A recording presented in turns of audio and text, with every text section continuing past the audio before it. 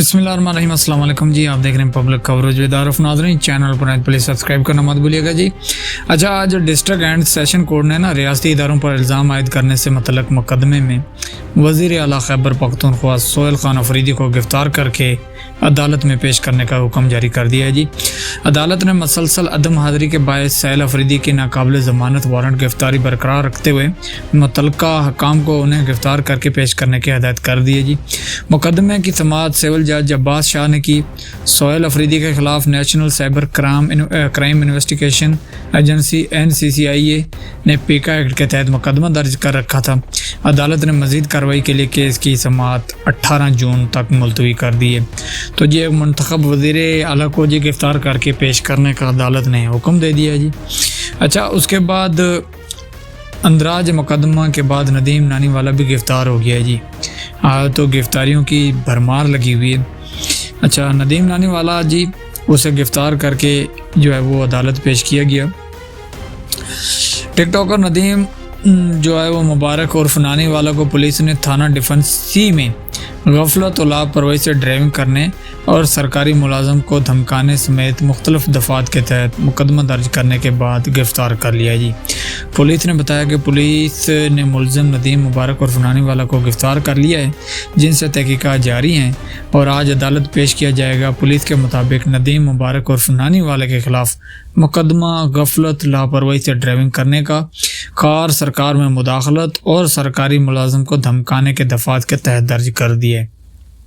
FIR में बताया गया है कि अप्लाइड फॉर लग्जरी गाड़ी को रुकने का इशारा किया गया तो ड्राइवर ने रुकने के बजाय वन वे गाड़ी भगा दी, जिस पर पुलिस ने वाक़े का मुकदमा ताज़ीरात पाकिस्तान की दफ़ा 189, 186 और 279 के तहत दर्ज किया था।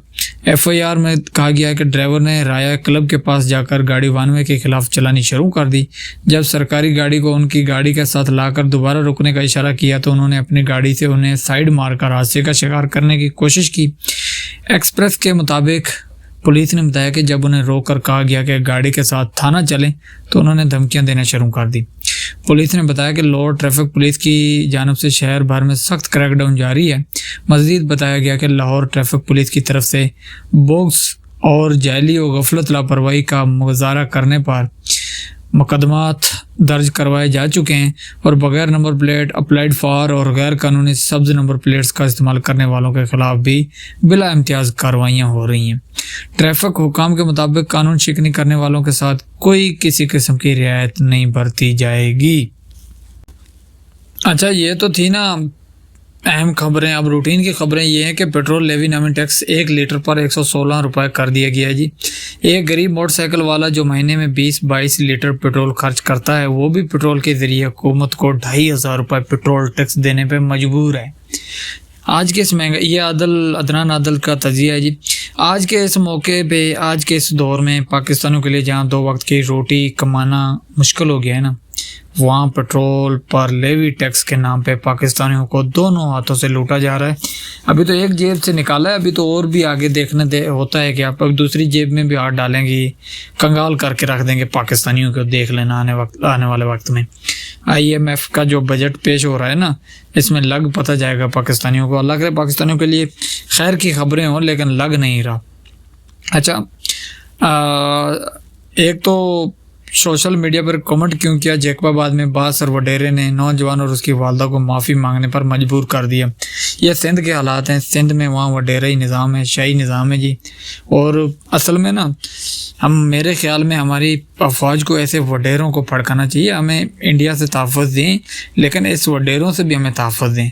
अंदरून पाकिस्तान में जो दुश्मन है, क्या हमें ये मार दें? इंडिया से आप बचा रहे हैं बाहर बॉर्डर से, अगर अंदरून पाकिस्तान में हमें लोग मार रहे हैं तो इनसे भी हमारी जान, तो अगर इंडिया वाले हमें मारेंगे तो हमारी जान वैसे ही जाएगी, और अगर पाकिस्तान में हमें कोई मारेगा तो भी जान वही है जो चली जानी है। तो अगर हमारी जान का तहफ़्फ़ुज़ आप इंडिया से कर रहे हैं तो खुदारा हमारी जान का तहफ़्फ़ुज़ जो है ना वो इन वडेरों, इन ज़ालिमों, इन खबीसों से भी हमारी जान छुड़ाएँ, इनसे भी हमें बचा कर रखें। तो ये हालात हैं जी। और दूसरा आपस की बात है, वैसे आपस की बात है कि माशाल्लाह 4 गाड़ियाँ आगे 4 گاڑیاں پیچھے، 16 کروڑ کی گاڑی میں بیٹھ کر پیاز کھانے سے اگر بندہ درویش بنتا ہے تو اللہ ایسا درویش سب کو بنائے۔ یہ جی سردار سلیم حیدر خان جو کہ پنجاب کے گورنر ہیں جی، انہوں نے جی اپنے درویش صفت دکھائیں کہ پیاز سے روٹی کھا رہے ہیں لیکن بیٹھے جو ہیں وہ کروڑوں کی گاڑی کے اندر بیٹھ کر۔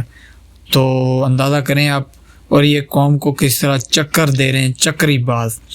اچھا ایک اور خبر میرے سامنے سے گزری ہے کہ عمران خان نے 2018 اور 2019 میں 48 لاکھ روپے جبکہ نواز شریف نے 34,000 روپے ٹیکس جمع کروائے تھے، جس کا اپنا لیڈر 35,000 روپے ٹیکس دے، وہ حکومت کیسے ٹیکسز کے لیے مثبت کارروائی کر سکتی ہیں؟ بیرسٹر سعد رسول۔ اچھا میں اس کے اوپر تھوڑی کمنٹ کرنا چاہتا ہوں، اپنی رائے یعنی کمنٹری کرنا چاہتا ہوں اس کے اوپر۔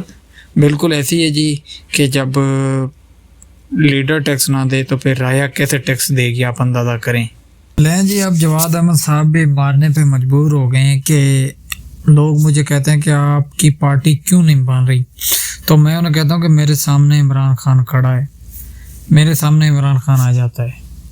میں کہتا ہوں جس دن عمران خان کو پاکستان کی سیاست سے نکال دیا جائے، پاکستان کی سیاسی ہسٹری سے عمران خان کا نام نکال دیا جائے، تو باقی جتنی جماعتیں ہیں ان سے میں تکڑا ہوں، ان سے زیادہ مقبول ہوں میں۔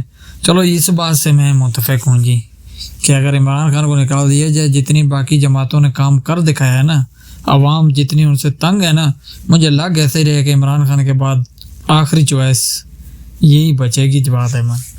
اور جی بی کے سابق وزیر اعلیٰ خالد خورشید کے آبائی علاقے کا نتیجہ 17 گھنٹے بعد بھی نہیں آیا جی۔ خالد خورشید کی والدہ شاہدہ خورشید کے خلاف نون لیگ کے اور نظام کا گٹھ چھوڑ آپ چیک کریں کہ رات 9 بجے تک تو 65% پولنگ اسٹیشن کے نتائج آ گئے تھے، اس کے بعد 13 گھنٹے گزر گئے لیکن کوئی پتہ نہیں ابھی تک۔ حلقے میں شرمناک دھاندلی کی اطلاعات ہے جی، یہ فیاض راجہ بتا رہے ہیں۔ تو اندازہ کریں آپ، وہی دہرائے جا رہے نظام نے جو ہے کچھ سبق نہیں سیکھا۔ پہلے پاکستان نہیں چل رہا 8 فروری کے اس فارم 47 کی وجہ سے، پھر بھی جو ہے وہ نظام نہیں سمجھا، اور اب جی بی میں وہی کام ڈالا ہے جو پنجاب میں ڈالا گیا تھا، جو پاکستان میں پورے پاکستان میں ڈالا تھا۔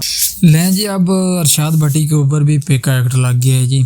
پنجاب حکومت نے صحافی ارشاد بھٹی کے خلاف پیکا ایکٹ کے تحت کارروائی کا اعلان کر دیا ہے جی۔ یہ اعلان ارشاد بھٹی کے چیف سیکرٹری پنجاب پر لگائے جانے والے الزامات کے جواب میں کیا گیا۔ یہ چیف سیکرٹری وہی ہیں جی آج سے جو کچھ دن پہلے مریم نواز صاحبہ کے ساتھ باکو گئے تھے، اور وہاں جب مریم نواز صاحبہ نے نان لگایا تھا تو چیف سیکرٹری صاحب نے تالیاں بجا کے جو ہے وہ خوش آمد کی تھی۔ تو اس وجہ سے شاید ارشاد بھٹی نے کوئی ایسی بات کی تھی جس کی وجہ سے اس کے اوپر پیکا ایکٹ لگا ہے جی۔ تو ارشاد بھٹی نے آگے انہیں ایک اس طرح کا خوبصورت جواب دیا ہے کہ جب کرپشن پکڑی گئی تب پیکا ایکٹ نہیں لگا، تب ان کے پبلک جو ہے وہ پبلک نیوز نے ایک رپورٹ شائع کی تھی، تب پیکا ایکٹ نہیں لگا۔ میں نے صرف ایک رپورٹ پڑھ کے سنائی ہے تو میرے اوپر پیکا ایکٹ لگ گیا۔ تو چلو حاضر ہیں جی آپ کے پیکا ایکٹ کے کو بھی آپ سامنا کریں گے اس کا بھی۔ تو ارشاد بھٹی نے جی پھر اس طرح کی جو ہے وہ ان کو جواب دیا ہے، یعنی کہ کل ملا کے یہ کہ ارشاد بھٹی جو ہمیشہ عمران خان کی بھی تعریف کرتے ہیں لیکن اسٹیبلشمنٹ کے بھی زیادہ قریب ہیں، اور اس کے اوپر بھی پیکا ایکٹ لگ گیا ہے۔ اندازہ کریں آپ، یہ یعنی تنقید بالکل بھی پسند نہیں ہے پنجاب حکومت کو، تنقید نہیں کرنی پنجاب حکومت کے اوپر، ان کی تعریف ہی کرنی ہے، چاہے سیاہ کریں سفید کریں، کرنی تعریف ہی ہے ان کی۔ اچھا جاتے جاتے نا میں بھی آپ کو ایک آخری انٹرٹینمنٹ کی بات بتاتے جاؤں۔ ایک ہمارے ملک میں مولوی ہیں طاہر اشرفی صاحب، خود کو علامہ کہتے ہیں، مولانا کہتے ہیں۔ اچھا جی یہ کہتے ہیں کہ میں نے اس کی ایک پریس کانفرنس دیکھی، ایک مولوی سجے ایک کعبے سینٹر میں بیٹھ کے حب الوطنی کے جو ہے نا وہ نغمے گا رہا تھا، یعنی کہ اس سے بڑا کوئی محب الوطن پاکستانی نہیں ہے۔ کہتا ہے کہ میں حج پہ گیا، وہاں ان لوگوں نے بولا انت پاکستانی، اور اس نے کہا، میں نے کہا پاکستانی، انہوں نے کہا پاکستانی کبھی، یعنی پاکستان اتنی یعنی تعریفیں کیم اٹھا کے، اور بھائی پاکستان پہ ہر پاکستانی کو فخر ہے، یہ ہمیں بھی پتہ ہے الحمدللہ ہماری کیا حیثیت ہے، ہمیں پتہ ہے، اس بات کو چھوڑیں۔ یہ مولوی بیٹھا ہے حب الوطنی کے اوپر بات کر رہا تھا، لیکن میرے نزدیک میرے حساب سے یہ اس کا کام نہیں تھا۔ یہاں حکومتی لوگ بیٹھتے، یہاں سیاسی لوگ بیٹھتے، یہ ایک سیاسی موضوع ہے، یہاں کوئی دینی معاملہ نہیں تھا کہ مول صاحب آ کے بیٹھ گئے ہیں، ایک کبے سجے مولویوں کو لے کے بیٹھے ہیں، گفتگو پہ لگے ہوئے ہیں. یہ مولوی اس مولوی کو پتہ ہے کہاں بات کرنی چاہیے تھی؟ اس مولوی کو اس ٹائم بات کرنی چاہیے تھی جب عمران خان کے اوپر عدت جیسا گھٹیا کیس بنایا جا رہا تھا، تب یہ بیٹھتا.